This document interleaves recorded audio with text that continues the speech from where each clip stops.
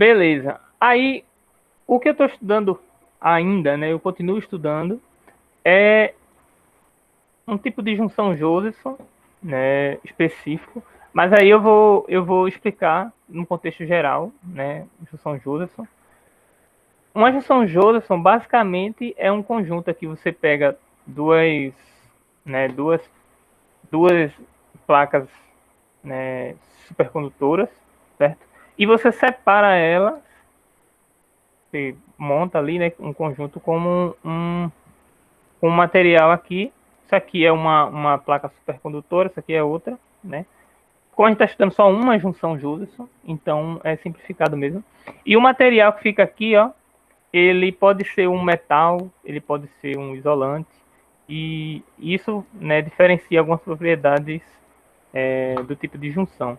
Se vocês tiverem pergunta ao longo do que eu estiver falando, né, se alguma dúvida, vocês falam que eu explico qualquer coisa, sem problema. Então, esse tipo de junção, se eu não me engano, acho que começou em 1962, quando os primeiros resultados obtidos por Josephson começaram a trazer interesse, né, da comunidade científica da área, de supercondutividade principalmente. Aí, o modelo mais simples, e não é um modelo quântico, para explicar uma junção Josephson real, é o que a gente chama de modelo RCSJ. Então, quando a gente pensa numa junção Josephson real, a gente pode modelar ela classicamente como se fosse uma associação de um resistor, um capacitor e uma junção Josephson ideal, tá? E aí a junção Josephson ideal, ela tem justamente os efeitos conhecidos como efeito Josephson, certo? E aí os efeitos Josephson, que são os efeitos Josephson AC e DC, né? Eu vou mostrar ele nessa continha aqui. Mas basicamente o que acontece aqui, ó, eu estou associando um resistor, um capacitor e uma junção Josephson ideal, e eu aplico uma corrente, né, nesse meu circuito que eu montei, certo? Idealmente aqui, né? E aí essa corrente externa, ela pode ser uma corrente externa contínua, que a gente chama uma corrente de polarização, certo? Ou pode ser uma corrente alternada, que a gente chama de microondas, tá? Ou pode ser um conjunto das duas, certo? Pode ser a soma de duas, pode ser uma corrente de polarização e uma radiação de microondas. E aí, essa corrente, quando ela vem percorrendo o circuito, ela se divide, né? Se a gente aplica a regra das malhas aqui, e regra dos nós, né? Porque a corrente ela se divide. Então, vem uma corrente aqui pelo resistor, uma corrente no capacitor e uma corrente que passa pela junção, certo? E aí, basicamente, aqui a gente, quando a gente escreve, né, as regras de Kirchhoff nessas malhas aí, a corrente externa vai ser a soma dessas correntes, ela não se perde. A corrente que passa pelo capacitor, a gente pode escrever dessa forma, né, porque a capacitância, para quem viu faz tempo, né, a capacitância ela é definida como sendo a carga sobre a tensão. Então, se a gente vê a corrente no capacitor, é a derivada da carga no tempo, né? Que vai ser a derivada no tempo de CV. E aí, por isso que fica nesse formato aí. E Rangel vai pagar, né? Eletro, aí vai ver isso aí daqui a pouco. No resistor, né? A gente supõe que esse resistor ele é ômico, então vai ser a tensão sobre a resistência. E essa corrente aqui, ó, é a chamada corrente supercondutora, tá? É a corrente que passa pela junção. E ela está associada com justamente um dos efeitos, que é o efeito Josephson. E Josephson descobriu o seguinte, que essa corrente, quando a gente tem uma junção supercondutor, metal e supercondutor, ela tem essa forma senoidal, certo? A gente chama essas junções de junções com a função seno, né, com a dependência senoidal, de junções convencionais. Tá? São as junções que basicamente tomaram toda a atenção para se descobrir vários efeitos. Então, esse aqui é o primeiro efeito que Josephson descobriu, o efeito Josephson DC, tá? Mesmo se não tivesse essa corrente aqui que a gente injeta no sistema, essa corrente, ela passa pelo supercondutor, né? Que todo mundo já ouviu alguma vez, ou já fez alguma conta alguma vez relacionada com supercondutividade, em que diz que a resistência é nula no supercondutor, né? E teria uma corrente, né, para sempre ali, entre aspas. Só que aqui é diferente porque aqui a gente tem uma junção, né? Então, não é exatamente a mesma coisa, a gente tem uma junção de um supercondutor, um metal e outro supercondutor. E o que dá essa diferença aqui, ó, que gera essa corrente, mesmo sem ter uma corrente aplicada ou uma DDP aplicada no circuito, é que surgem os chamados pares de Cooper, tá? Que são elétrons e as cargas com sinal trocado, né? Que seriam os buracos, conhecidos como buracos. E aí ficaria como se fosse uma carga anticarga, tá? E aí o nome disso se dá como um par de Cooper, né? E aí são eles que geram essa diferença. Agora, não somente, né, os pares de Cooper, mas basicamente, para ter uma noção geral, é isso. E o outro efeito Josephson é que quando a gente tem uma DDP aqui, ó, entre os terminais aqui da junção ideal, essa tensão ela é proporcional à derivada da fase da junção. E essa fase aqui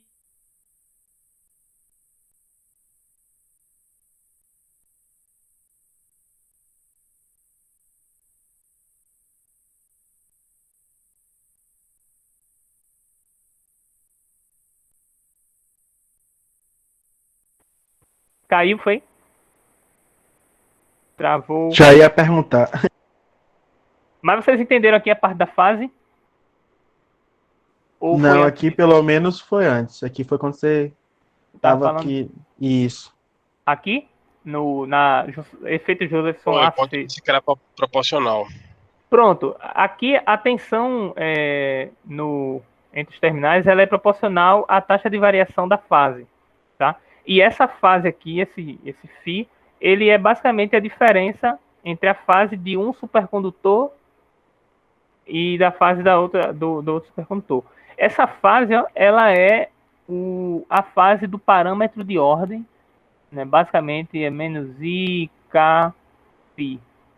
Né? Isso aqui é basicamente a função de onda, tá? Se a gente usar mecânica quântica básica mesmo, a introdução à mecânica quântica, a gente escreve a função de onda e chega nisso aqui tranquilamente, tá?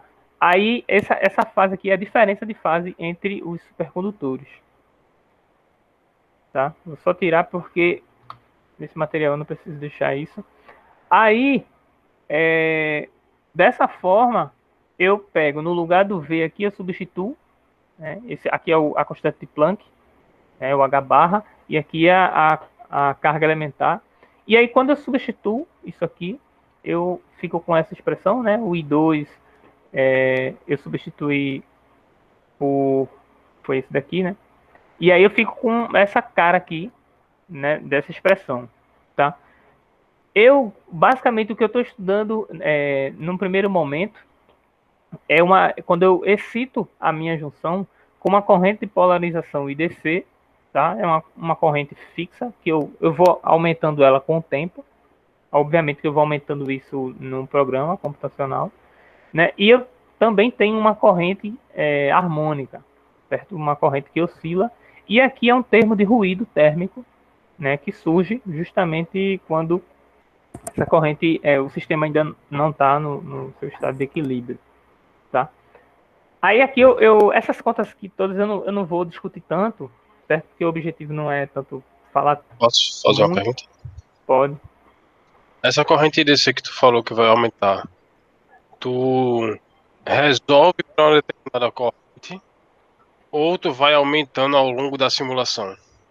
Não, cada simulação eu faço com uma parte da corrente. É como se eu fixei a corrente DC, a corrente RF, né? Esse termo aqui. O que muda é no tempo aqui. E a junção, ela vai o tempo passando, né? Eu vou simulando a dinâmica temporal para aquela corrente específica.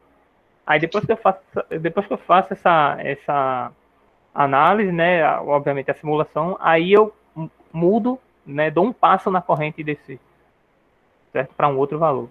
E assim até o valor limite que eu tiver considerando da corrente DC. Entendeu? Beleza, valeu.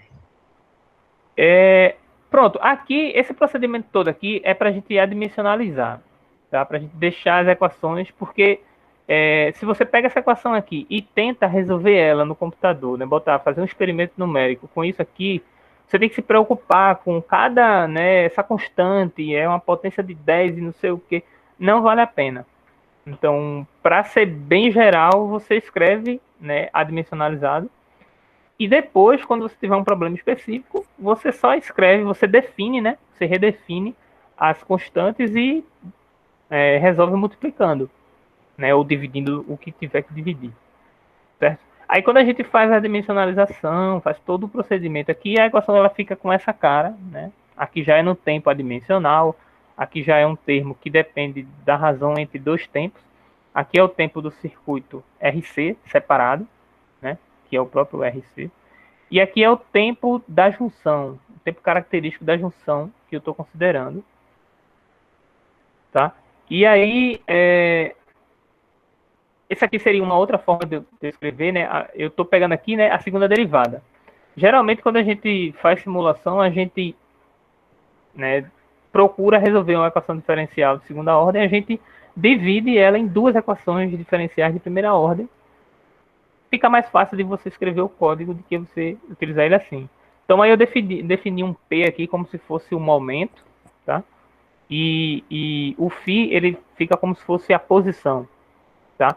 Tem essa analogia, né, nesse tipo de equação porque essa equação aqui ela lembra muito uma oscilação, uma partícula num poço de potencial, tá? E agora esse poço ele não é dos clássicos, né, de parabólico, não é assim, mas ele é, né, não linear, tá? E aí ele tem uma aparência de um pêndulo forçado, tá? Forçado por conta disso aqui, ó. Essa força externa aqui que eu estou fornecendo. Então aqui seria uma noção de aceleração, aqui seria como se fosse a velocidade, né, da partícula, e aqui é a parte do potencial, tá? E aí nessa equação aqui ela daria uma impressão um pouco melhor, certo? Aí no final das contas a equação ela fica desse tipo, dessa forma aqui, ó. Aqui você percebe o termo de ruído. Isso aqui já é preparado já para integração numérica, tá? Esse epsilon aqui já é o passo de tempo que eu vou integrar numericamente. Aí esse L aqui, ó, ele se refere ao ruído térmico. Então eu vou colocar minha junção para evoluir com o tempo, né? Dado uma corrente que eu insiro no sistema lá, que basicamente é o circuito RC junto com a junção, guiada pelaquela equação diferencial. E aí eu preciso tratar, de certo modo, eu preciso reescrever de maneira dimensionalizada. Aqui eu escrevo a força externa, né, harmônica, seria a corrente harmônica, num formato adimensional também. E o ruído térmico, eu utilizo um ruído branco. Tá? O ruído branco significa basicamente que, né, a média aqui basicamente seria a correlação, certo? Entre dois ruídos. Ela segue uma delta aqui, ó, delta de Dirac, no tempo, né? Então tem que, para que isso aqui seja não nulo, ou seja, a variância seja não nula, esse tempo tem que ser muito próximo, tá? Tem que ser muito próximo mesmo para ser não nula. E aí, quando a gente faz essas continhas aqui, né, que não é objetivo destacar tanto, a gente chega no final uma coisa desse tipo, e aí, finalmente, a equação eu reescrevi pronto. Finalmente, né, a gente fica com a equação com essa cara aqui, ó, que é a ideia principal, é você simular isso daqui, certo? Aí aqui está a definição, aqui é a parte do potencial, né, que a partícula vai estar inserida, certo? E aqui é a força harmônica, ou a corrente harmônica, né? A radiação de micro-ondas que eu insiro no meu sistema. E esse I é a corrente DC, só que aqui está tudo adimensionalizado, tá? Essa corrente aqui vai de 0 a 1. No caso, é como se eu tivesse de 0 até IC, que era a corrente crítica da junção. Tá? E aqui algumas outras definiçõezinhas. Pronto, aí uma vez que eu tenho isso aqui, é mais para contextualizar né, o tipo de problema que eu tenho. Aqui eu tenho umas... Aqui, ó. Aqui é uma simulaçãozinha só indicando como a tensão muda com o tempo, né? Dependendo da corrente DC. Então é um problema. Isso aqui já no modelo, considerando o modelo RSJ, perceba que o C sumiu aqui porque eu estou num regime de superamortecido, tá? Então é só para mostrar aqui como seria o gráfico da tensão média em função da corrente DC. Ela é nula aqui, ó, até a corrente crítica, certo? E isso para uma junção convencional no regime RSJ. Isso significa que a capacitância é praticamente nula, tá? E aí, depois quando a corrente é um pouquinho maior do que a unidade aqui, ela se comporta como uma parábola, tá? Emborcada, né? Então, ela tem um comportamento assim, ó. E para correntes muito longas, muito altas, né? Isso aqui basicamente é reto. Isso aqui dá a ideia justamente de que é ômico, tá? Correntes muito altas, os efeitos quânticos eles não interferem no estudo, né? Quando a gente coloca isso aqui é sem corrente de radiação de micro-ondas, ou seja, sem IRF, tá vendo aqui? IRF igual a zero, ou seja, não tem aquele termo harmônico, né, senoidal, seno de ômega t que eu tinha lá. Mas quando a gente coloca corrente harmônica, surge uns degraus aqui, uns degraus que são chamados de Shapiro Steps, tá? Então, isso aqui foi algo também que se descobriu já há bastante tempo, né? E isso aqui foram as primeiras simulações que eu fiz, faz um tempo relevante, né? E aqui vocês conseguem ver que para uma corrente IRF de 0,5, esses degraus aqui eles aparecem, ó. Aqui seria uma tensão adimensionalizada também. Então, com essa corrente aqui apareceu 1, 2, 3, 4 chapiros aqui, certo? E tem bastante estudo relacionado com Shapiro Steps, tanto do ponto de vista computacional quanto experimento real mesmo, experimento em laboratório, e também experimento computacional. Aqui aqui já ampliado, né? É o mesmo gráfico, só que ampliado. E aqui, quando eu faço esse tipo de gráfico, eu tenho uma noção que os Shapiro Steps eles estão presentes aqui, né? Mas no meu programa que eu fiz para gerar isso, eu precisava fazer um estudo mais detalhado para saber em que ponto que um Shapiro desse aqui ele se encontra. Então eu preciso saber qual é a corrente IDC, por exemplo, a máxima corrente IDC para essa primeira tensão aqui, né? Isso aqui não é um platô, é a tensão nula, tá? Mas qual é o valor da corrente que começa esse primeiro platô e qual é o valor da corrente para qual esse platô se encerra? E aí eu, obviamente, precisava ter uma noção maior sobre isso.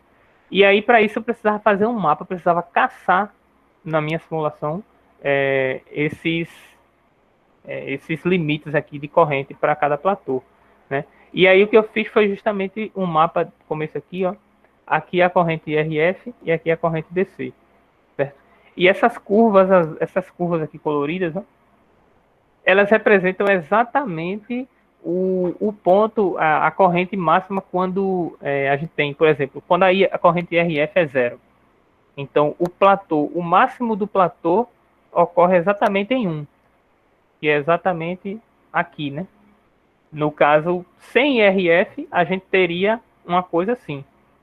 Não teria A junção ela só sairia do modo de tensão nula, tensão média nula, depois dessa corrente aqui 1. Então, essa região aqui, ó, quando IRF é 0, como é o nome disso? Essa curvinha aqui, ela toca exatamente no 1. Mas se eu vou aumentando a corrente IRF, faço uma simulação para uma corrente IRF maior, essa curva azul, perceba que ela marca esse ponto aqui. Essa é uma corrente menor de que 1. Ou seja, significa que nesse ponto é onde a corrente DC seria o máximo daquele primeiro platô, né, que seria a tensão 0 ali. E qualquer valor de IDC maior do que isso, significa que a gente está dentro dessa região aqui, ó. A gente está dentro dessa região aqui, ó. Tá? A gente saiu desse platô. Então eu tive que fazer isso, de certo modo. Isso aqui está indicando mais ou menos isso. Tá? Essa curva verde seria o quê? Seria as correntes, né, dado uma corrente IRF, seriam as correntes IDC para o platô, o próximo, né, seria a menor corrente do próximo platô. Então seria essa corrente aqui, por exemplo. Aquela curva azul está indicando essa corrente aqui, e a curva verde está indicando a corrente que indica esse ponto aqui, ó. Certo? E aí você percebe que ela é bem íngreme aqui, né? Bem em pé mesmo. Elas basicamente se tocam aqui, né? Tá? Então, quanto mais eu vou aumentando, aí essas correntes elas se cruzam, né? Elas ficam iguais. Deixa eu voltar isso. Elas se cruzam, mas chegam uns pontos que elas se afastam aqui, tá? Então, esse mapa aqui que é feito, ele é feito basicamente para eu ter uma noção um pouco melhor sobre a mudança do estado, né, da tensão média da junção, se ela saiu do modo de tensão nula, ou então em qual platô ela está. Então, aqui, para vocês que estão vendo agora, provavelmente vocês não vão conseguir perceber claramente, mas a ideia é tentar trazer para vocês isso. Então, essa região toda aqui, ó, significa que a tensão média... Deixa eu voltar. A tensão média, ela é nula, tá? Esse daqui também significa que a tensão média é nula. Só que a diferença dessa região para essa é que essa daqui, a tensão, a fase, se você pensar na fase como sendo a posição da partícula dentro de um pulso, a fase ela não anda, ela fica oscilando dentro desse pulso, tá? Mas se você coloca um IRF nesse ponto aqui, ó, significa, perceba que ele está um pouco mais alto do que esse aqui, significa que a fase ela vai pular um pulso e vai voltar um pulso, tá? Ou seja, ela vai e volta o pulso. Então, na média, isso dá 0, tá? Então, todos esses representam esse mesmo platô aqui, ó, 0, tá? Esse platô 1, esse primeiro platô aqui, ó, tá aqui em cima. Ele, na verdade, não seria esse aqui, não. Seria esse aqui, porque esse gráfico aqui eu não fiz ele com a dimensão da maneira mais correta que deveria ter. E aí, esse platô, ele corresponde a esses lóbulos aqui, ó. Essa região aqui. Caramba. Corresponde a essa região aqui, ó. Seria o primeiro platô.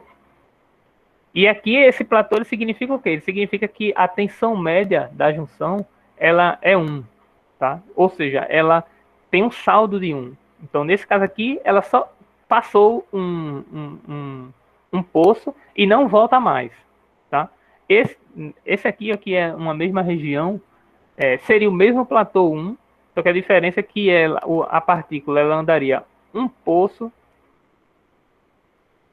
ela passaria o poço uma vez, passaria o outro poço e depois ela voltaria a 1, tá? Então ela tem um saldo ainda 1, mas ela anda 2 vezes para frente e volta a 1. Anda 2 vezes para frente e volta a 1, tá? Então esse seria o estado de movimento, entre aspas, da fase da junção, né? Esse daqui seria, ele andaria 3 e voltaria 2, tá?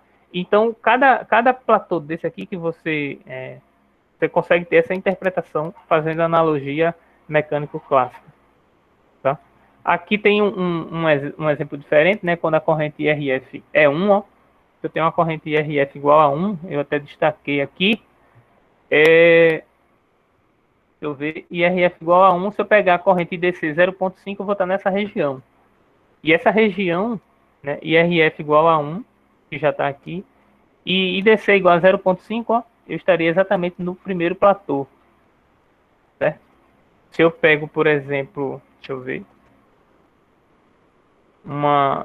primeiro, segundo, terceiro, 1,5, deixa eu ver se está com 1,5, aqui, ó. IRF igual a 1, IDC igual a 1,5.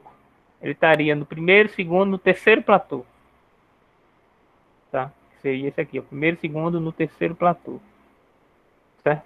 Então, esse gráfico, ele não desmente, de certo modo, esse aqui, mas esse daqui me dá uma noção um pouco mais detalhada do que a tensão média da junção está fazendo. Tá? De acordo com esse mapa das correntes IDC e IRF. Tá? Eu fiz isso aqui, obviamente, para ilustrar, mas aqui tem um exemplo de quando aqui é a série temporal, né, da tensão média em função do tempo para uma corrente IRF igual a 1 e IDC 0,2, tá? E aí você percebe que tem uma oscilação aqui, né? Tem um certo período aqui de oscilação. E aqui aqui seria IRF. Não, IRF isso aqui. Esse de cá é quando o IDC é 0,4 e aqui quando o IDC é 0,6. Certo? Aqui você percebe que quando IDC é 0,4 e IRF é 0,6, seria mais ou menos aqui e mais ou menos aqui, ó. Estaria no regime basicamente sem só estaria passando uma e voltaria, né? E aqui ele vai afinando um pouco mais, mas basicamente porque a corrente IDC ela aumentou, né? E aí por isso que ela ficaria um pouco mais afinada, mas não é tão diferente.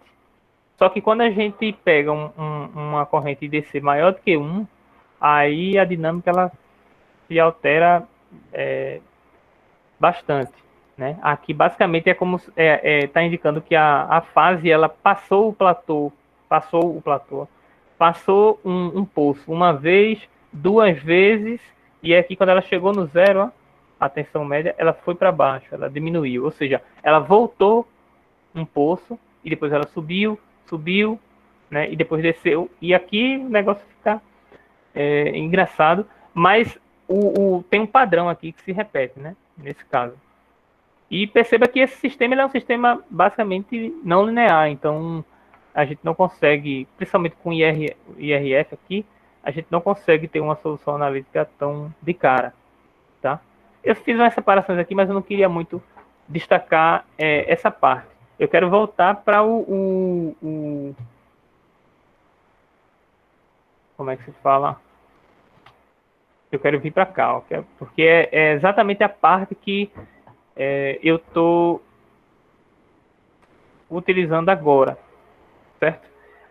O meu projeto de pesquisa inicial é justamente estudar uma junção Josephson que tem uma dependência que não é mais senoidal como aquela junção Josephson convencional, tá? E aí a gente chama de não convencional, né? Aqui a gente pode chamar de assimétrica, mas ela é simétrica nesse caso. Então, na verdade, o termo correto seria multivalorada, tá? Eu estou estudando uma situação em que esse Lzinho aqui, ó, que eu estou chamando de indutância, tá? Essa indutância, ela é maior do que 1. Quando essa indutância é maior do que 1, acontece isso aqui, ó. A função seno desse argumento aqui, ó, ela se enverga tanto que tem, para uma mesma fase, um mesmo valor de fase, ela tem várias soluções, certo? E aí, obviamente, essa equação não é uma equação transcendental, tá? Perceba que depende, ó, a corrente supercondutora depende do seno da própria corrente supercondutora, tá? Então, analiticamente, é complicado de você analisar, né? E aí, eu desenvolver um pouquinho mais, certo? A ideia mesma aqui, né? O circuito RCSJ, partindo das mesmas equações, tá? A única diferença, a única mudança é na relação que a gente chama de relação corrente-fase, que é a CPR, tá? Do inglês, relação corrente-fase. Ela não vai ter mais esse formato senoidal, ela vai ter aquele formato que eu falei antes, que é a fase, a mesma fase, só que tem um termo aqui, ó, subtraindo, e esse termo varia, né, de acordo com o próprio resultado desse argumento aí. E aí aqui já são as equações adimensionalizadas, tudo já no padrão que tem que estar. Isso aqui é só uma outra forma de você trabalhar essas equações aqui, ó. Você pode reescrever ela como uma equação de Fokker-Planck, tá? Isso aqui eu deixei em stand-by, que eu não tive tempo de fazer uma análise um pouco mais detalhada sobre a probabilidade de a fase da junção estar num valor com um momento tal e no tempo t. Então eu posso fazer um estudo relacionado com isso. Só que eu não tive tempo para desenvolver mais, eu só abri essas contas e deixei aí. Olha aqui o ano, 1969. Né, esse artigo aqui fez um estudo dessa forma. E aí aqui, ó, aquele poço que eu comentei com vocês, ele é conhecido como Tilted Washboard Potential. Ele está dizendo basicamente que é um poço de tanque de lavar. Então, quem já usou um tanque de lavar que tem as ondinhas, quase que não saem, as ondinhas. Então, esse potencial, ele tem essa característica dele ser várias ondas. E aqui seria a região do poço. Perceba que quanto maior for a corrente DC, ó, que é esse termo aqui, mais raso vai ficando o poço. Ó. O poço vai ficando mais raso. E, dependendo do valor dessa corrente, a partícula basicamente não fica aprisionada. Certo? Aqui eu mostrei qual seria o ponto de equilíbrio, né? O ponto o fundo do poço ali para a fase oscilar. E aqui seria o gap, né? O fundo do poço com o ponto máximo do poço aqui, porque seria o gap de energia para a fase passar esse poço, né? Conseguir superar ele, certo? Isso aqui numa situação simplificada, na junção Josephson convencional, a gente tem com dinâmica não linear mesmo, você obtém isso, né, um ponto fixo, dado o valor de corrente DC, ponto fixo estável e um ponto fixo instável, e aí essa dinâmica ela é igualzinha ao que eu tinha mostrado a vocês no início. Certo? Aqui são algumas simulações para esse caso, né, você vê que a fase ela busca um ponto fixo estável e foge desse ponto fixo aqui, que é o ponto fixo instável. Certo? E no espaço de fase acontece a mesma coisa. Se a gente coloca a fase numa região antes do ponto fixo instável, que está por aqui mais ou menos, ela busca o ponto fixo estável, que é esse aqui. E tem um ponto fixo estável aqui também, que seria a reprodução, né? Do intervalo 0 e 2π, a gente tem um ponto fixo estável próximo do zero, mas dessa região de 2π até 4π, a gente tem uma repetição dessa região aqui, por isso que a fase da junção ela tende a esse valor, porque seria o ponto fixo estável mais próximo. Tá? Né, aqui é ainda a mesma noção, né, da tensão média sem IRF, ela ser nula, e quando chega no seu valor máximo, a corrente crítica, ela tem um comportamento aqui parabólico. E com corrente IRF, a gente consegue, né, abrir um pouco mais essas contas, certo? E escrever num formato, obtendo basicamente uma oscilação, com pequenas oscilações, a expressão ela fica com essa cara aqui, certo? E teria uma frequência fundamental de oscilação no poço de potencial, dado por isso aqui. Eu percebo que depende da corrente que eu estou aplicando no sistema, né? Seria minha força externa. E quando eu tenho corrente IRF, eu não posso mais assumir que são pequenas oscilações. Né? Pequenas oscilações são uma primeira aproximação para a gente ter uma noção de qual seria a frequência fundamental que a fase estaria oscilando no poço. Poderia ficar oscilando. Mas dependendo da força externa, a fase pode ser bem maior do que pequenas oscilações. E aí, quando a gente faz isso, a gente precisa deixar um pouco mais geral o tratamento. E aí, aquela pequena oscilação, que seria essa fase aqui, ó.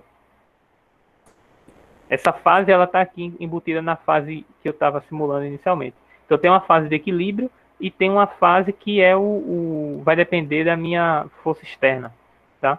E aí ela tem esse formato. Quando eu abro aquelas contas lá, eu acabo chegando obtendo algumas funções aqui especiais. Então, funções de Bessel, tá? De primeiro tipo, ou primeira espécie. Como vocês já viram, devem ter visto alguma vez. E aí, essa parte aqui é uma parte mais analítica.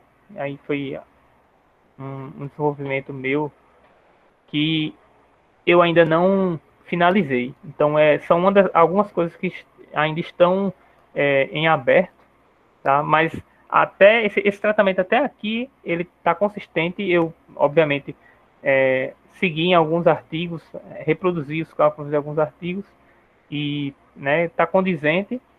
Só que para o meu problema, veja, perceba que isso aqui ainda não é nem o meu problema ainda. Aqui é um caso de junção Josephson convencional, tá? Para uma junção Josephson não convencional, aqui são cálculos de um outro artigo.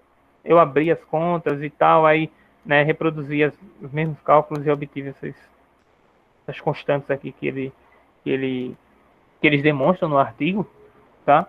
E tem até um gráfico que eles geram, aqui está relacionado com a bifurcação, tá? Que ocorre quando, para uma dada corrente, próximo da corrente crítica.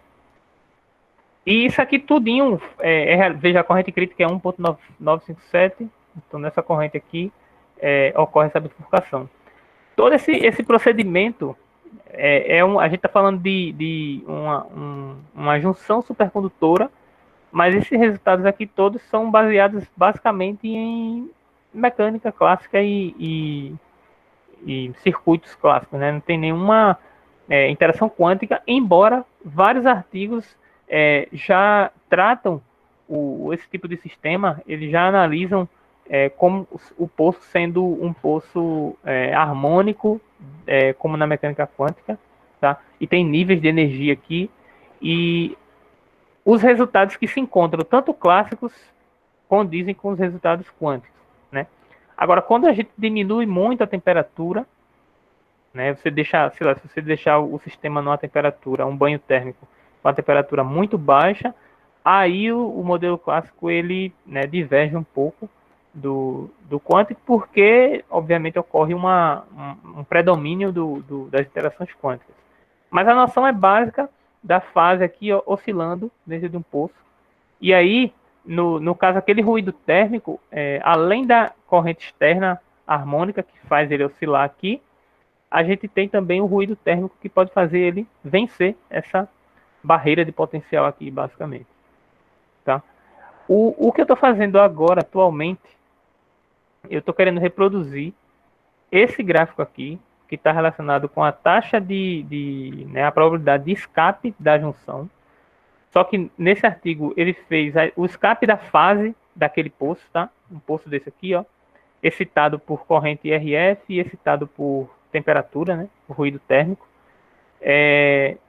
Isso aqui já é uma reprodução de um artigo antigo, né? Experimental, só que esse aqui é numérico. E o que eu quero fazer é reproduzir isso aqui com o sistema que eu estou estudando, que é com CPR multivalorada. Tá? Obviamente que o gráfico não vai ficar dessa forma, porque com CPR multivalorada, o escape vai ser um pouco mais difícil de se alcançar. Tá? Mas, obviamente que o interesse é obter primeiro para poder até fazer qualquer descrição mais interessante. E aí eu estou preso nisso aqui atualmente, né? Até o programa eu já estou conseguindo mais ou menos saber quando a tensão ela escapa do poço, mas ainda preciso de uns ajustes para poder botar o sistema para rodar como um todo, né? E Aí uma ideia que eu tive do ponto de vista de analítico, né? Porque resolver usar isso aqui, essa função transcendental, dá um pouco de trabalho mas aí eu pensei em abrir essa, né? Usar propriedade da soma no seno, né? O seno da soma. E aí quando eu escrevo dessa forma, eu consigo escrever o cosseno desse termo e o seno desse termo como funções de Bessel. Cadê? Aqui, ó. Como funções de Bessel que dependem da indutância, tá? Depende da indutância e esse meu y teria uma forma mais ou menos assim. Eu teria esse termo somado com esse trambolho aqui, né? E aqui eu fiz aqui é só um assintótico, mas esse assintótico aqui ainda não é suficiente. Isso aqui deixa ainda bem deformado a curva. Isso aqui não reproduz aquele seno envergado, tá? Mas ele tem uma tendência, né, próxima a isso, mas ele falha em alguma região. Mas a minha ideia era pegar essa CPR com esse formato, com essas funções de Bessel, e tentar utilizar isso nas minhas simulações para ver se eu conseguiria facilitar um pouco o cálculo computacional, né? Porque funções de Bessel, eu posso tabelar os valores das funções de Bessel e utilizar ao invés de ficar fazendo conta no computador, entendeu? Então eu posso criar um vetor e tabelar ele, e aí ou até salvar no arquivo para toda vez que eu precisar chamar, eu pego o valor correspondente da função de Bessel. Mas ainda é outra coisa que eu não evolui tanto. Eu acho que eu parei. Na verdade, isso aqui é uma evolução daquilo, mas não acho que vale muito a pena discutir, porque é muita conta Mas aqui eu já tenho já uma para mostrar para vocês o resultado, né? Algum resultado quando eu faço a simulação para uma junção Josephson com CPR não convencional, né? E aqui ó, é sem IRF. Você percebe que para diferentes valores da indutância, as curvas elas, né, se alteram. Quando eu coloco o IRF, os platôs ainda surgem aqui, os Shapiro Steps, tá? Mas tem essa divisão aqui. Isso aqui é sem ruído térmico, tá? Não tem ruído térmico aqui. E aí, isso aqui são, né, 4 situações, 4 correntes IRF atuando além da corrente DC na minha junção. E a CPR, a gente consegue utilizar aquela CPR curva, essa daqui, ó. Essa função aqui, ó, basicamente, ela reproduz esse tipo de junção. De junção não, de curva senoidal envergada. Tá? Ela pega somente esse trecho e o trecho que vem daqui. Ó. Ou esse trecho, né, o trecho de cima está pontilhado e a continuação dele daqui para baixo. Então, com isso aqui, ficou um pouco mais fácil de fazer a simulação. Tá? Sem essa função aqui, estava acontecendo muito erro, justamente por ser uma função transcendental, e aí os métodos que a gente encontra não são tão triviais de se implementar, mas essa função mostra um comportamento muito idêntico, muito né, em cima da curva, e aí eu utilizei ela, e é o que eu estou utilizando até agora. Né? E com certeza eu vou utilizar também para poder gerar aquelas propriedades de escape, que é o meu objetivo principal agora, é gerar curvas desse tipo aqui, ó, para fazer as simulações e verificar, né, o comportamento da junção quando eu excito tanto com ruído térmico quanto com corrente externa. Né? Eu injeto corrente no circuito e consigo ter alguma noção do que está acontecendo ali. Tá? Tem algumas coisas a mais, mas eu não quero me estender muito. Já são 18 horas. Né? E aí, vocês falaram aqui no chat, eu nem vi. Ah, foi Daniel que falou que travou. E aí, para não estender muito, não cansar muito vocês também, né? Tiveram algumas contas ali que. Aí eu acho que dá para abrir para vocês perguntarem qualquer coisa, se vocês acharam que não ficou muito claro.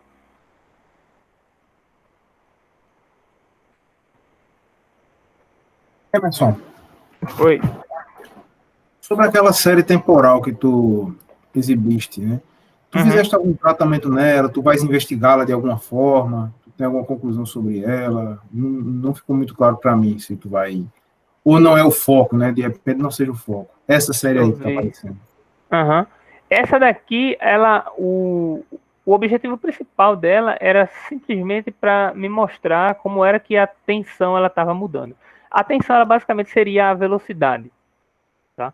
E aí eu só construí ela somente para verificar de fato que a tensão ela está, né, caindo 2 vezes, subindo 3 e caindo 1, subindo, aí ela subiu 2 e caiu 1, mas não tinha nenhum interesse muito específico, pelo menos não até agora, né? Só para ver o comportamento, né? O que é que tá vendo? Exato, para ver se tem dobramento de período ou não, mas eu nem fiz uma análise tão concreta disso não, mas a série temporal já me daria esse indício, né?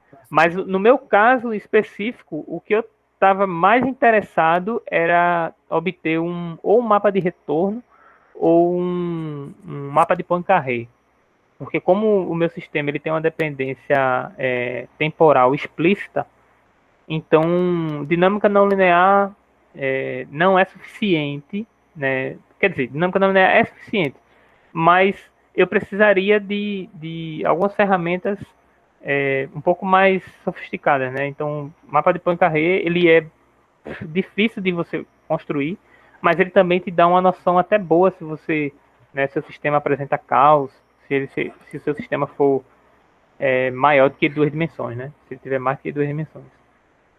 Mas a série temporal, eu só tive interesse em fazer isso mesmo, pelo menos no momento que eu estava fazendo isso, né? Então tem algumas aqui, era mais ou menos para eu verificar isso aqui, entendeu? Para eu ver que o mapa, eu entender esse mapa de corrente com a série temporal, entendeu? Aqui eu tenho corrente IRF igual a 1 e DC igual a 1.4, né? Se o IRF igual a 1 e DC igual a 1.4 vai estar mais ou menos nessa uma região aqui assim, eu acho. Então seria no terceiro platô. Então por isso que ele tem 3 subidas, tá vendo?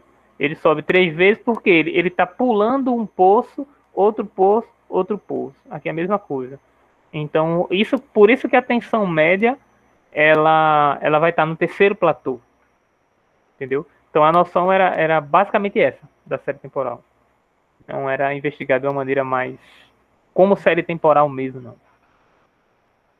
Entendeu? Agora ficou mais claro. Tu falou ou porque eu não ouvi o que tu disse?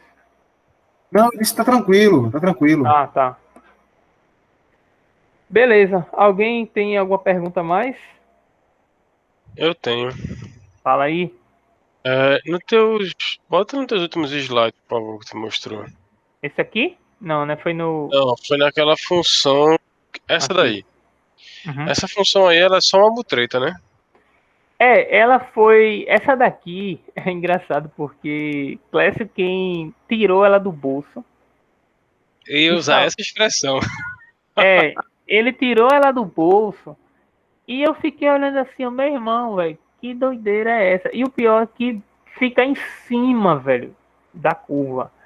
E, tipo, não é não é fácil chegar nela, tá ligado? Tipo, não dá pra vocês, sei lá, a partir de primeiros princípios ali, não dá.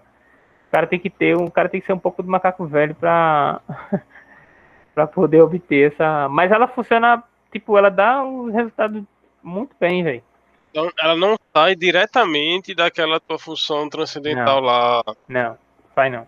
Quer dizer, pode até ser que saia. Lembra que eu comecei a fazer essas contas aqui e não terminei. Tá ligado? Clash, quando viu, tipo, ele... Pô, beleza, se sair alguma coisa aí, massa. Mas enquanto não saiu, vai fazer simulações. Saque. Aí, tipo, é porque dá muito trabalho, pô, essas contas aqui, tá ligado? Tipo, eu não tô afim de fazer as contas pra chegar nisso, tá ligado? Tipo, só faz sentido você desenvolver a conta se for pra você, né? A Não, mas conta veja só. te dá um caminho. Se não tiver uma. Na verdade, eu acho que faria muito sentido. Tu teria pelo menos uma meta, tá ligado? De tipo, algo próximo que tu tá buscando.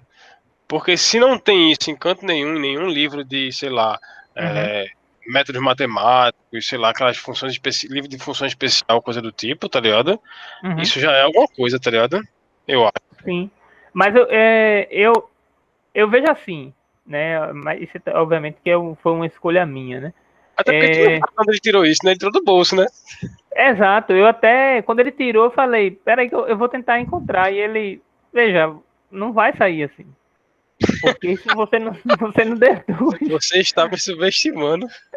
Não, aí eu, beleza, né? O cara falou, aí eu ainda tentei, disse, velho, eu tentei muito. E, tipo, velho, tem que ter sacada. Não é. Mas aí, com, isso que tu falou, né? Tipo, praticamente, né? No sentido prático, eu posso usar. Né, que tá, eu posso colocar como argumento, mostrar o plot dessa curva com a função seno, com a indutância que eu estou usando, né? Obviamente, e com esses parâmetros aqui, que vai depender justamente do L. A curva ele se encaixa muito em cima, e aí eu vou aproximar minha CPR por esses valores aqui, por essa função.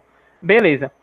Mas uma vez que eu gero os meus resultados, esse desenvolvimento aqui, me trazendo isso, vai me dar mais robustez, né, no uso dela.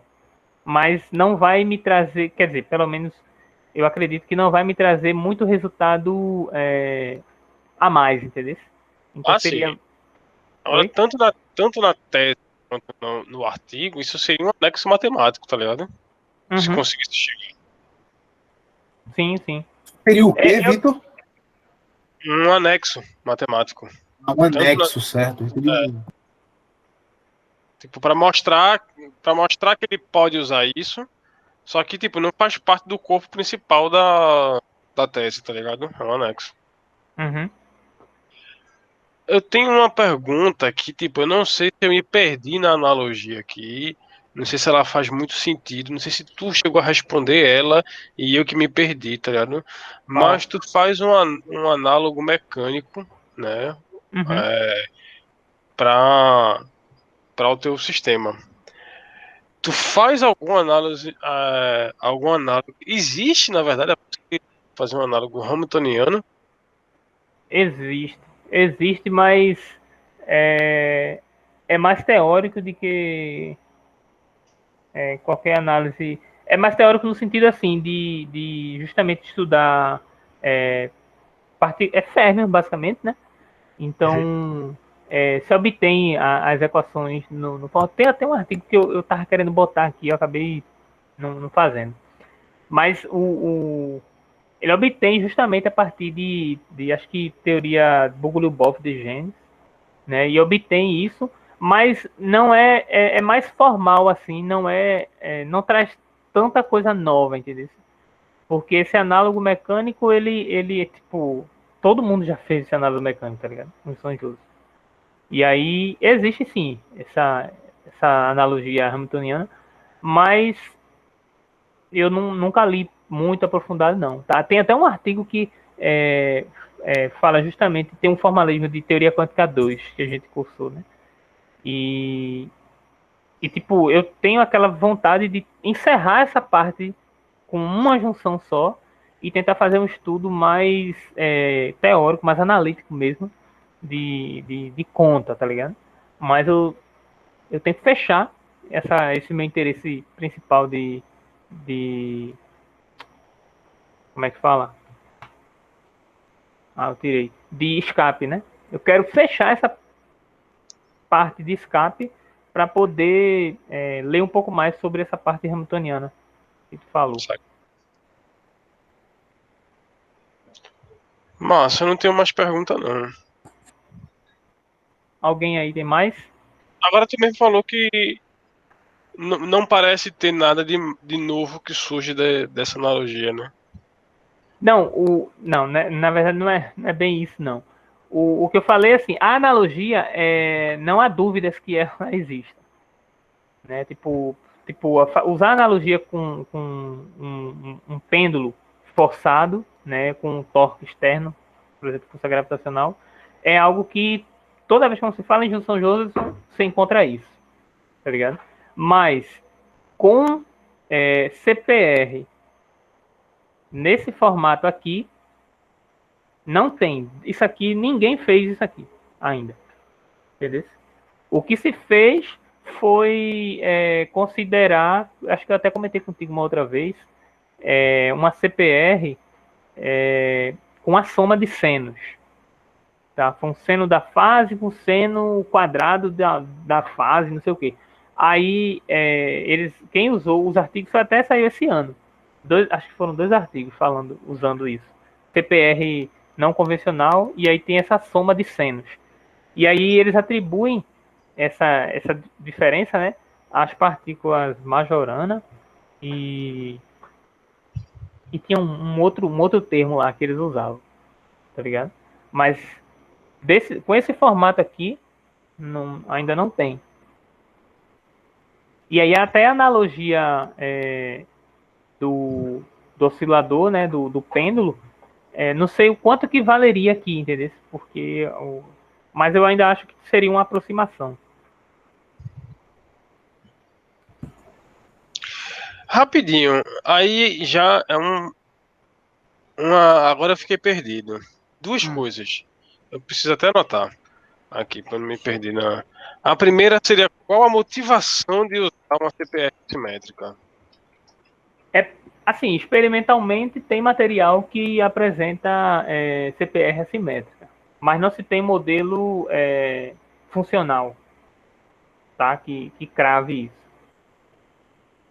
Entendi. Beleza. Nossa. Tu pode voltar para o começo da tua apresentação? Aquelas contas, né? Isso, começo mesmo. Ali onde tu chega e isso aí. Papapá, tem esse externo, é algo que tu coloca, certo? Uhum. E a tua junção é o JJ ideal, o C e o R. Isso, essa aqui é a junção real, né? Esse sistema aqui, junção real. Aquilo ali é a conexão comum de externo, o I externo. Isso. Aí tu baixa um pouquinho, por favor. Papapá, onde é que surge pelas regras de Kirchhoff? E Aqui é o I externo, né? É a corrente que certo. vai ser a soma dessas correntes aqui, né? Uhum. Sim, sim. Era isso? Era, mas baixa um pouquinho mais só pra eu. Aí tu tem esse externo que é. Ela pode ser. Eu posso não colocar corrente harmônica, né? Se isso aqui for zero. Basicamente, se eu não ligar o aparelho que faz isso. E o ruído é do sistema, né? Ele surge dependendo do. Não, aí o que tu tá dizendo aqui, a linha de cima é a lei de Kirchhoff e a linha de baixo é como tu tá excitando o sistema e um tem que ser igual ao outro. Não é isso? É porque, assim, eu não sei se ficou claro. Esse externo sou eu quem excita o sistema, né? É um aparelho externo quem excita. E aí eu quem digo como ele vai, né? Basicamente, Sim. experimentalmente eu aperto o botão da corrente RF e aperto o botão da corrente DC. Né? Então isso aqui é eu que controlo. Né? Sim, E então, até a frequência. isso mesmo, é isso que eu tô dizendo. Mas a linha de cima, onde tá um quadrado, é a solução da equação da regra de Kirchhoff. Isso é a linha de Exato. Kirchhoff. A que tá dizendo um tem que ser igual ao outro. Né? O externo, né, o que tu coloca, o teu botão, tem que ser igual a isso aqui. Né? Basicamente eu estou usando a conservação da corrente, né? Beleza. E ela se Beleza. perde, obviamente, talvez por conta do ruído aqui, né? Mas né, talvez tenha calor aqui, mas não estou tratando disso, não. Uhum. Tu Não tô trata, considerando tu bota ideal. isso aí igual a zero no. Ah, tu Isso trata como aqui, ruído gaussiano. isso aqui é um ruído gaussiano. Eu trato como ruído gaussiano, né? Mas eu não lembro se tinha alguma outra forma de fazer. Mas eu tratei como ruído gaussiano e segui o bonde. Tanto é que foi até o resto das contas aqui, né? Isso aqui, esse Sim. desenvolvimento aqui para poder chegar nessa formato. E aí escrever a forma final dela. Beleza, beleza. Era isso. Se alguém tiver mais alguma pergunta aí, fica à vontade. Pode perguntar aí se tiver dúvida. A apresentação é rápida também, tipo, tem bastante coisa que não estava em um lugar só, né? Aí Um comentário. fala aí. Teus gráficos tão bonitos, viu, bicho? Eu vou fazer meus gráficos no Python também, velho. O pior de tudo é que hoje eu já não acho mais eles tão bonitos, velho. No começo eu achava eles massa, mas hoje eu já, tipo, fico doido pra querer mexer, tá ligado? E tipo, cadê? Acho que. Mas Tudo feito em Python, né? esses aqui eu fiz em Python. Mas eu já. Meus gráficos estão bem melhores do que esse, hoje, atualmente, tá ligado? Esses aqui, a qualidade deles não estão tão boas, não. Mas eu também não tava. Como era. Isso aqui eu apresentei em seminário de grupo. Aí. Seminário de grupo, a gente não é. É diferente de uma apresentação, né? Você vai para uma tese, que aí tem professor chato que tipo, pô, o seu gráfico não tem isso, não tem aquilo. Aí você tem que, né, trabalhar, ralar muito. Mas se precisar de qualquer dica também, eu tenho Cadê a legenda? Cadê a legenda? né? Cadê a legenda? Tem uns gráficos aqui que estão sem legenda, tá ligado? Estão sem coisa. Mas, tipo, ó, tá pequeno. Imagina, como era o nome do teu orientador, Vitor? O bicho. Eu não tô conseguindo ver. Como é que você faz um gráfico assim? Tá ligado? Aí. Mas, assim, obviamente que nesse tempo, os gráficos estavam melhor do que quando eu comecei a fazer, tá ligado? Mas eu já tô fazendo os gráficos bem mais bonitos do que esse, porque né, a gente vai sempre melhorando com o tempo. Mas se precisar, Daniel, precisar de qualquer. Né, tem alguns modelos de gráfico, né, já com ideia de cor, aí você pode, né, É consultar porque e. assim, eu uso o R, sabe? Uhum, E assim, o R ele é muito prático para quem está na estatística, porque ele já tem muita coisa pronta. Tá ligado? Um gráfico uhum, de autorrelação, tu bota a CF, ele vai lá e gera para tu. Mas os gráficos, assim, não são gráficos tão bons. São práticos, sabe? uhum. Muito práticos. Aí tem um pacote que é o ggplot, meu amigo, que tem até para Python também. Agora, é uma odisseia você fazer um gráfico com aquilo. Aí eu também não acho que eu devo perder uma manhã inteira para fazer um histograma. Eu acho que isso também é perder tempo. Ah, não. Um histograma em Mas tá. Python tu faz em 1 minuto um histograma. Pois é. Mas no R você faz em 1 minuto, mas ele não fica tão Uhum, bonito, sabe? No pacote básico. Aí você vai fazendo ggplot porque é bom. Aí fica lindo. Fica perfeito, transparente, bonitinho, com fundo cinza, quadriculado e tal. uhum, Agora, meu compadre, você vai apanhar, tá ligado? Aí eu sim. também não estou disposto a aprender uma biblioteca dessa. Por isso que eu pensei nos gráficos do Python, porque eu achei muito bonito os teus gráficos, velho. É Eu lembro que você o. já ter me mostrado, mas na época eu acho que eu não dei o devido valor que eu dei agora. Uhum. Eu gosto muito de usar o Gnuplot, mas como visualização rápida. O Python, eu gosto mais de usar ele para fazer o gráfico final, tá ligado? Porque o Python, quando você tem um conjunto de dados muito grande, ele demora um pouco. Principalmente se você quer fazer uma figura bem feita. Aí eu visualizo de maneira rápida no Gnuplot, que ele é bem mais rápido. E às vezes até dentro do próprio programa em si, eu chamo o Gnuplot e faço para visualizar, né? E aí, depois que eu faço toda a análise, que eu vejo tudo que está tudo certinho, aí eu boto o Python para fazer, né? Eu monto um script para o Python gerar a figura final, tá ligado? A figura que vai ficar para apresentar mesmo em algum lugar. E aí, obviamente que atualmente está bem melhor do que esse gráfico que você viu aí. Eu acho que eu vou fazer esse esquema. Eu vou permanecer no R para fazer meus gráficos rápidos, né? Olhar o que precisa. E os que eu não gostar muito, eu vou fazer nesse esquema do Python mesmo, que eu achei bonito, viu? Tem a E opção se você tá dizendo que também, estão melhores aí? Como é, Vitor? tem a opção também da gente ir correr atrás daquela licença de matemática, né? Licença. Licença do MATLAB, né? Não sei, foi MATLAB ou foi matemática que tu tinha pedido? MATLAB. Ah, pensava que era... Não sei porquê, mas eu ouvi toda vez. Acho que é porque eu queria ouvir matemática. Pô. Mas eu também solicitei uma do matemática no passado. Ah, aí, foi isso. Mas Eu fiz tu processo. tu como aluno, né, Daniel? Não, como professor do Instituto Federal, eu solicitei como. Veja só, houve uma lista de compras, certo? Que tinha lá alguns softwares. Aí tinha CorelDRAW, tinha outros softwares lá específicos de engenharia e tinha Wolfram Matemática. Aí eu solicitei o Wolfram Matemática, fiz todo um relatóriozinho explicando o que era importante, que era a melhor ferramenta, não sei o que, mandei. Nunca se movimentou essa lista. E mais recentemente eu solicitei o MATLAB para que o campus comprasse. Mas também não tive retorno. Fiquei aperreando o pessoal da tesouraria não, né? Da parte de compras, né? Mas eu também não tive retorno. Tiveram que alocar os recursos para compra de tablet, para compra para disponibilizar a internet e tal para os alunos. Eu entendo isso. Mas eu, sinceramente, assim, eu estou muito desanimado com compra de licença, porque eu estou desde 2014 solicitando licença e nunca chegou nenhuma, tá?